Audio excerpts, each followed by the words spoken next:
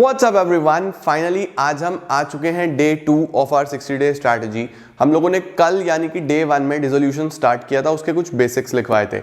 अब आज मैं आप लोगों को कुछ बेसिक्स और लिखवाऊंगा और हमारे बेसिक्स कंप्लीट हो जाएंगे, फिर हम डायरेक्टली आगे बढ़ सकते हैं टुवर्ड्स क्वेश्चंस। तो बिना टाइम वेस्ट करे हुए मेरे साथ साथ हेडिंग डालनी है सब लोगों ने, journal entries, treatment of WCR and treatment of realization expenses which is very important. Let's begin.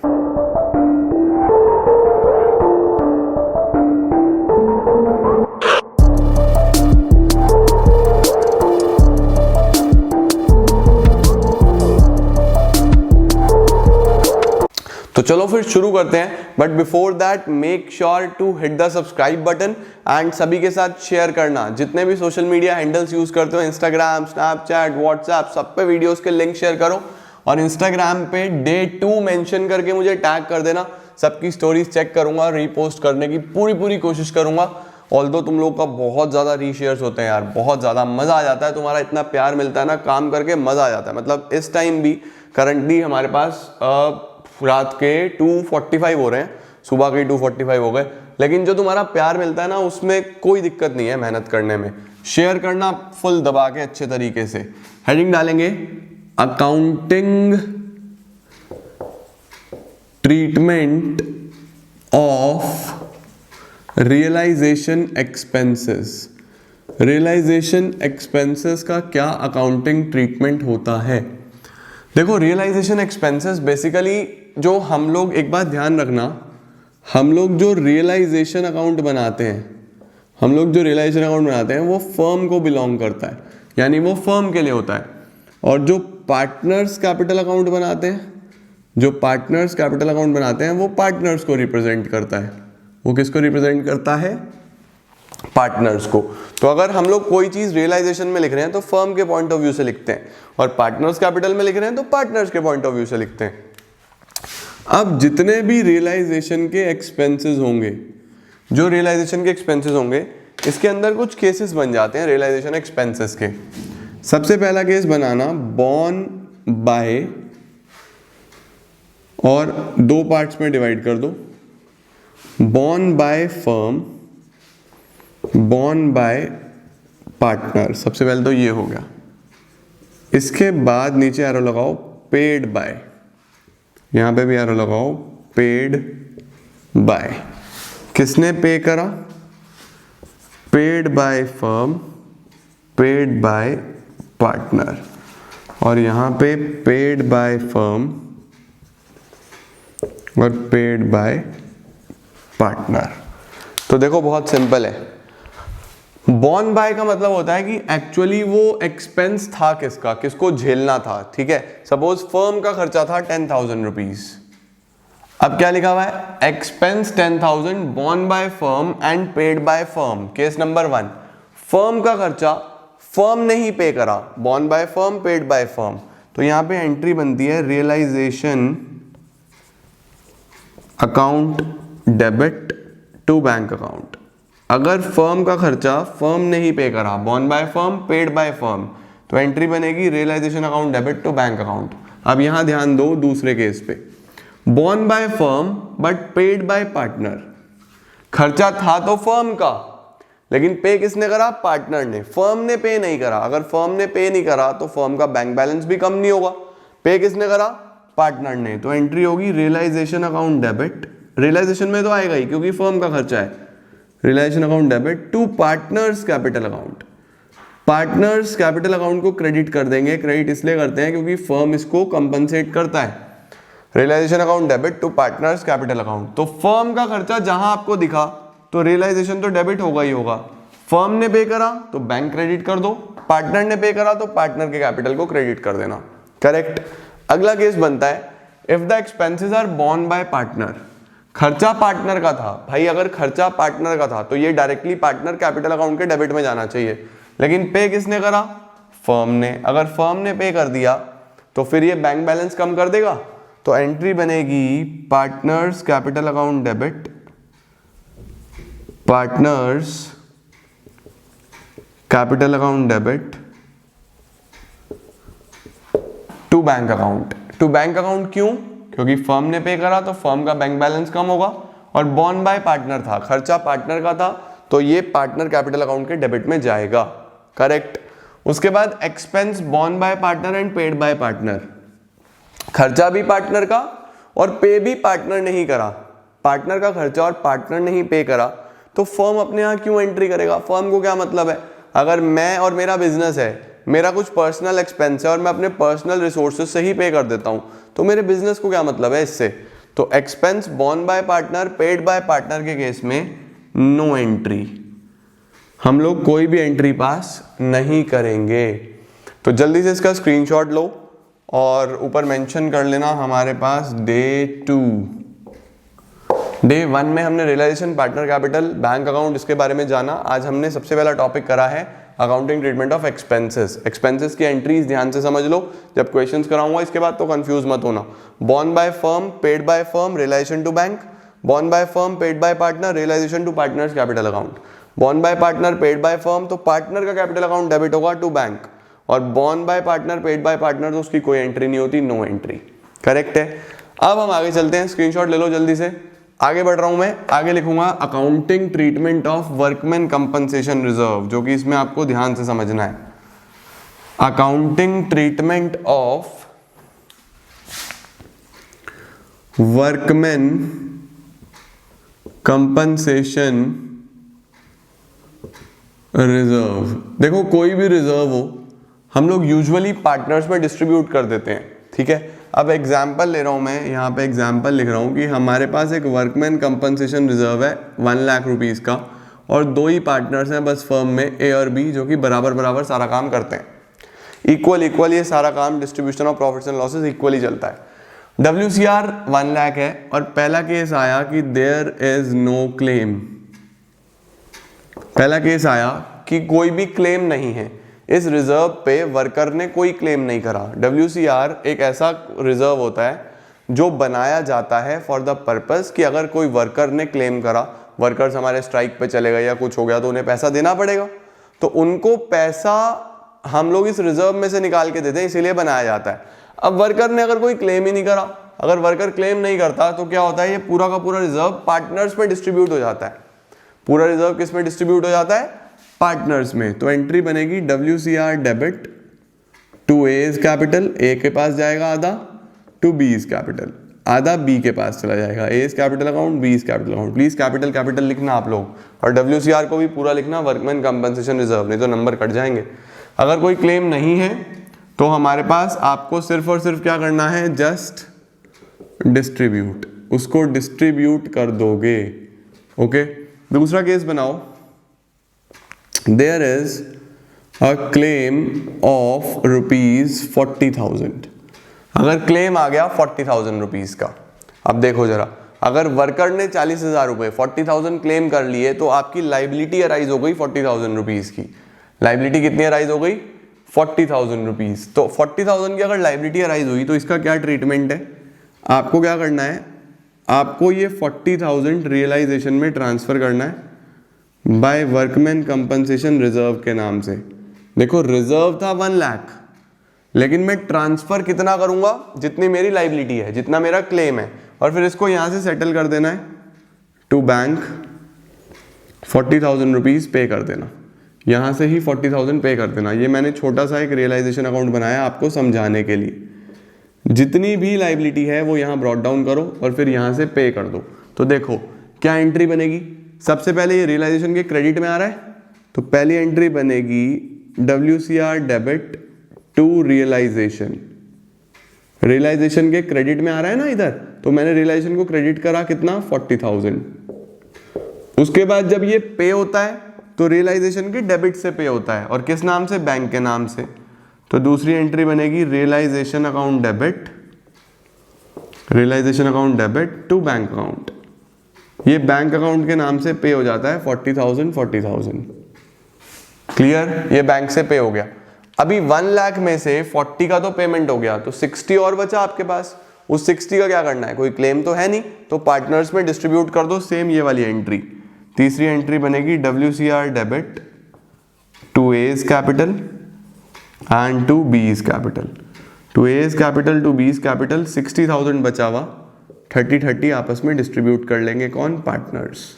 क्योंकि 1 लाख में से 40 तो क्लेम के लिए चला गया, 60 और बचा, वो आपस में डिस्ट्रीब्यूट कर लेंगे। क्लियर?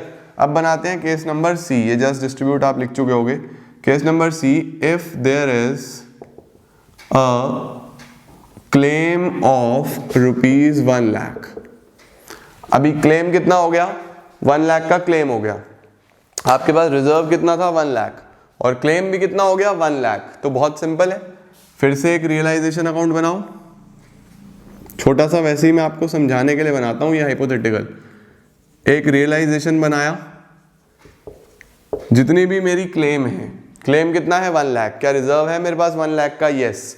तो मैं यहाँ पर रिजर्व ब्रॉट डाउन करूंगा बाय WCR 1 लाख, क्योंकि मेरे पास रिजर्व है इतना रिजर्व है, तो मैंने ब्रॉट डाउन कर दिया। और यहाँ से पे कर दो टू बैंक, बैंक से पे करो पूरा 1 लाख, क्योंकि 1 लाख का क्लेम है, पूरा पे कर दिया। अब मुझे बताओ, 1 लाख का रिजर्व था और 1 लाख का ही क्लेम था। 1 लाख का रिजर्व और 1 लाख का ही क्लेम, तो क्या पार्टनर्स के लिए कुछ बचा? ना, पार्टनर्स के लिए इस बार कुछ नहीं बचेगा। तो 2 एंट्रीज होंगी बस। सबसे पहले तो इसको क्रेडिट करने की, तो WCR डेबिट टू रियलाइजेशन, हमारे पास 1 लाख,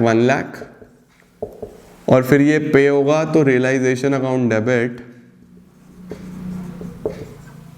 टू बैंक अकाउंट। कितना पे करा आपने? 1 लाख। इस बार पार्टनर्स में डिस्ट्रीब्यूट करने के लिए कुछ बचा ही नहीं। जितना रिजर्व था सारा का सारा वर्कर ने क्लेम कर लिया, तो पार्टनर्स के लिए तो कुछ भी नहीं बचा। फोर्थ केस हमारे पास क्या पूछा जाता है? फोर्थ केस बनता है, if there is a claim of rupees 1,50,000। अब देखो, रिजर्व सिर्फ 1 लाख था और क्लेम इससे ज्यादा है। क्लेम और बढ़ के आया है, यानी वर्कर ने ज्यादा पैसा मांगा है, 150 मांगे हैं। अब क्या करें? रिजर्व था 1 लाख, क्लेम है 150। तो आपको क्या करना है? देखो, फर्म तो डिसॉल्व हो रही है, तो ये आउटसाइड लाइबिलिटी सारी पे तो करनी पड़ेगी, चाहे कुछ भी हो जाए। फर्म बंद हो रही है तो पेमेंट तो जाएगी। तो मैं यहाँ पे ब्रॉट डाउन करूंगा बाय WCR 1 लाख, क्योंकि मैं maximum 1 lakh he brought down कर सकता हूँ, इससे ज़्यादा मैं नहीं कर सकता। मेरे पास यही मैक्सिमम पैसा है। लेकिन मैं पे कितना करूंगा? टू बैंक अकाउंट पे करूंगा पूरा 150।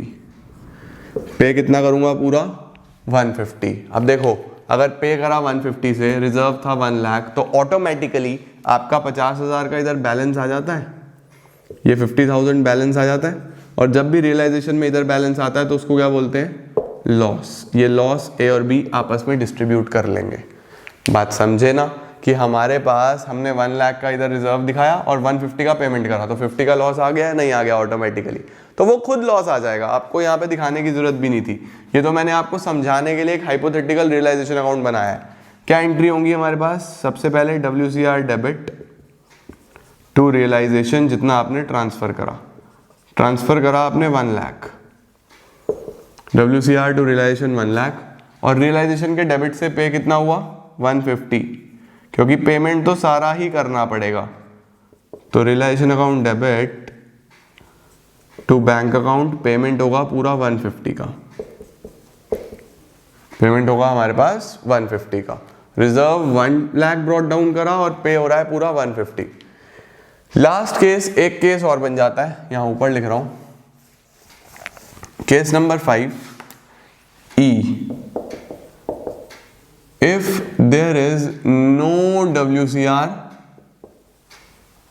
and claim is rupees 50,000, हमारे पास WCR ही नहीं है। सपोज वर्कमैन कंपनसेशन रिजर्व ही नहीं है, ये रिजर्व था, इसे भूल जाओ।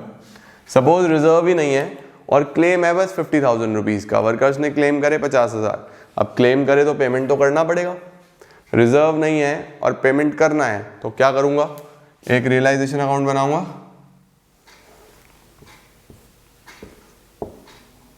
रियलाइजेशन अकाउंट, और इस रियलाइजेशन अकाउंट के डेबिट से पे कर दूंगा। कोई भी लाइबिलिटी हो यहां से पे होती है टू बैंक अकाउंट, 50,000 बस पे कर दो। इसे बोलते हैं अनरिकॉर्डेड लाइबिलिटी का पेमेंट होना। कोई अनरिकॉर्डेड लाइबिलिटी है, उसका पेमेंट हो गया तो वो यहां से जाएगा। अनरिकॉर्डेड एसेट बिक जाता है तो पैसा इधर क्रेडिट में मिल जाएगा, पैसा आया तो क्रेडिट, गया तो डेबिट, सीधी सीधी बात है। ठीक है, एंट्री क्या बनेगी इसकी? इसकी एंट्री बनेगी realization account debit to bank account. देखो हमारे पास रिजर्व हो या ना हो, पेमेंट तो पूरा करना है क्योंकि ये आउटसाइडर लाइबिलिटी है। तो realization account debit to bank account 50,000 ये मैक्सिमम 5 केसेस बन सकते हैं जो आपसे पूछे जा सकते हैं when it comes to your realization and WCR treatment. Alright, तो ये हो जाती है हमारे पास WCR की एंट्रीज। जल्दी से स्क्रीनशॉट लो, फिर आपको बेसिक जर्नल एंट्रीज लिखवा देता हूं। हो गया। अब हमारे पास हमने 2 कॉन्सेप्ट्स बना लिए। नेक्स्ट आता है कि हम लोग जनरल एंट्रीज क्या करते हैं, किस किस चीज की हम लोग जर्नल एंट्री यहां पे करते हैं। तो अगर हमें जर्नल एंट्रीज करनी हो, अगर जर्नल एंट्रीज करने के लिए आ जाए तो सबसे पहले आप क्या करते हो। देखो सबसे पहले आपके पास सपोज ये बैलेंस शीट है, ये आपकी बैलेंस शीट है और इस बैलेंस शीट में इधर कुछ लाइबिलिटीज अमाउंट दिए हैं, फिर एसेट्स अमाउंट दिए हैं, कुछ एसेट्स और ऐसे दिया हुआ है। तो आप लोगों का काम क्या होता है, आप लोगों का काम होता है सबसे पहले एक रियलाइजेशन अकाउंट बनाना और जितनी भी लाइबिलिटीज हैं उन्हें इधर लेके आओ, जितने एसेट्स हैं उन्हें इधर लेके आओ। करते हो या नहीं करते हो, इन लाइबिलिटीज को इधर और एसेट्स को इधर। तो देखो सभी लाइबिलिटीज रियलाइजेशन के क्रेडिट में आई या नहीं आई, सोचो खुद। लाइबिलिटीज रियलाइजेशन के क्रेडिट में आई तो सबसे पहली एंट्री बनती है फॉर ट्रांसफर ऑफ लाइबिलिटी। अगर मैं लाइबिलिटी ट्रांसफर करता हूं तो क्या एंट्री बनेगी, एंट्री बनेगी liabilities debit to realization. Liabilities debit to realization, क्योंकि वो रियलाइजेशन के क्रेडिट में आई। दूसरी एंट्री क्या है, एसेट रियलाइजेशन के डेबिट में आ रहे हैं, तो दूसरी एंट्री बनती है फॉर ट्रांसफर ऑफ एसेट्स। जब एसेट्स ट्रांसफर करते हैं तो एंट्री बनती है realization debit, realization account debit to assets account. क्यों, क्योंकि रियलाइजेशन के डेबिट में आ रहा है, रियलाइजेशन के डेबिट में आ रहा है तो मैंने रियलाइजेशन डेबिट करा, और जब रियलाइजेशन के क्रेडिट में आ रहा था तो मैंने रियलाइजेशन क्रेडिट करा था। इसको ध्यान रखना है।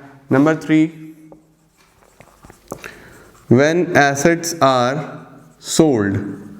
जब एसेट्स बिकेंगे, अब देखो आपने यहाँ पे एसेट्स ब्रॉट डाउन कर दिए और यहाँ पे लाइबिलिटीज ब्रॉट डाउन कर दी, ये पहला स्टेप हो गया।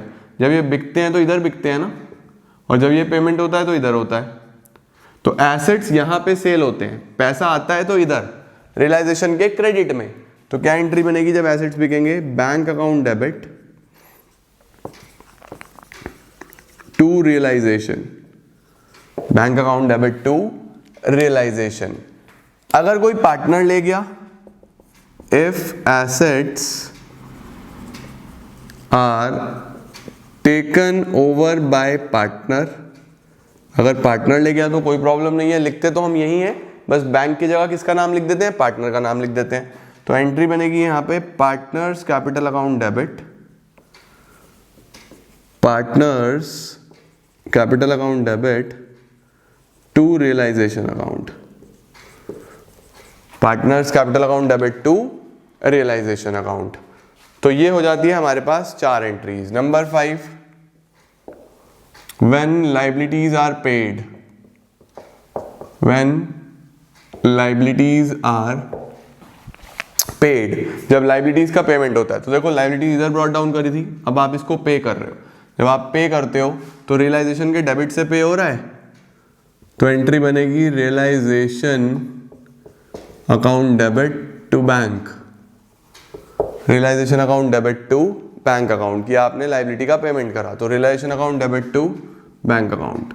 Number 6, if paid by partner, अगर पार्टनर ने पे कर दिया कोई बात नहीं, रियलाइजेशन के तो डेबिट में ही आएगा, तो रियलाइजेशन अकाउंट डेबिट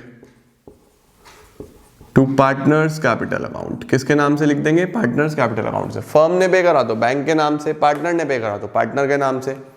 इसके बाद हमारे पास आता है अगर कुछ रिजर्व्स वगैरह डिस्ट्रीब्यूट करने हुए, number 7, for transfer of reserves. अगर कुछ रिजर्व्स वगैरह बांटने हुए तो रिजर्व्स वगैरह आपके स्ट्रेट फॉरवर्ड पार्टनर्स को मिलते हैं, उसका रियलाइजेशन से कोई लेना देना नहीं है। तो क्या एंट्री बनेगी, एंट्री बनेगी reserves account debit to partners capital account, to partners capital account. अगर कोई लॉस हुआ